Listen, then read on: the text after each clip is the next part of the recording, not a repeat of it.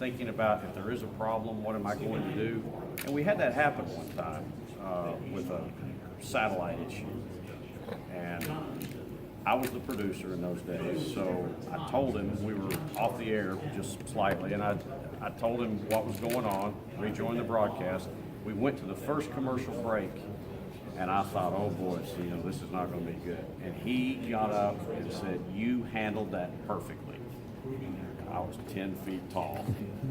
And again, he endorsed the fact that you take charge, you anticipate problems, and you're always prepared.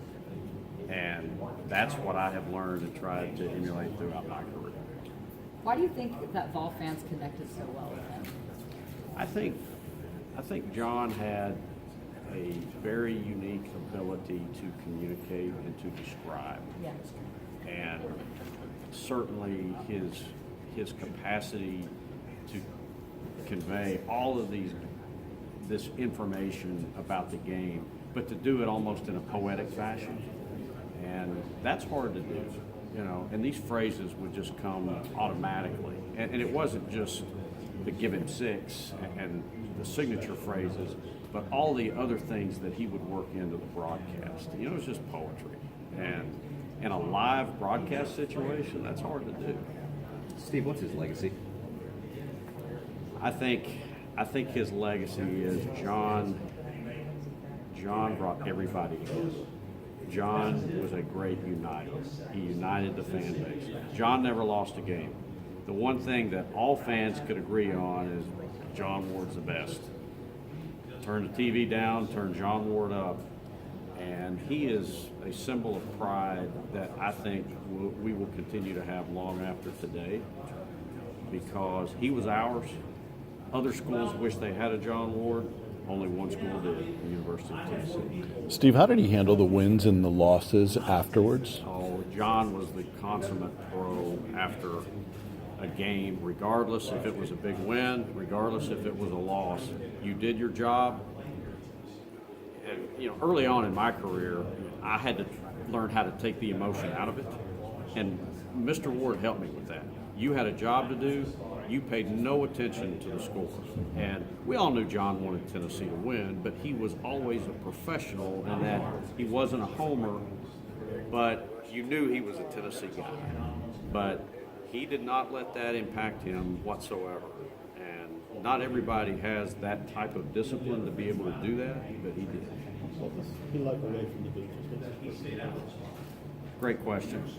John was not at all like his public persona appeared to be. He was a very shy, introverted type person who loved the Tennessee fans, loved the Tennessee family, but was not an outwardly social person. He was very quiet, kept to himself. He and his wife Barbara did a lot of traveling. They loved to do day trips around the state of Tennessee. I mean, he was a man of simple pleasure, but very quiet, very humble, and had a few tight, close personal friends, of which I was proud to be one. But a shy guy away from the mic. How did he handle the years after he stepped away from the broadcast booth? What was he like through those years? I worried about that initially because he had been programmed, for so long, and he had to be on for so long. It's like, how's he gonna manage not being in, all the preparation work that he truly loved? And he embraced it beautifully. He and Barbara had a tremendous retirement. They traveled, they did things they wanted to do.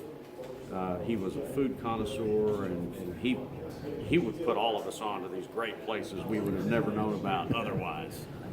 And we always looked to the leader, and the leader was John Ward. And Ward paved the way in every imaginable way.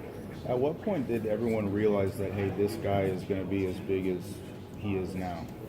I think it evolved over time. I think he showed signs of talent early on, and he certainly showed a willingness to prepare, and that got people attention, like Bob Woodruff, who was the athletics director at the time that John was really coming onto the scene.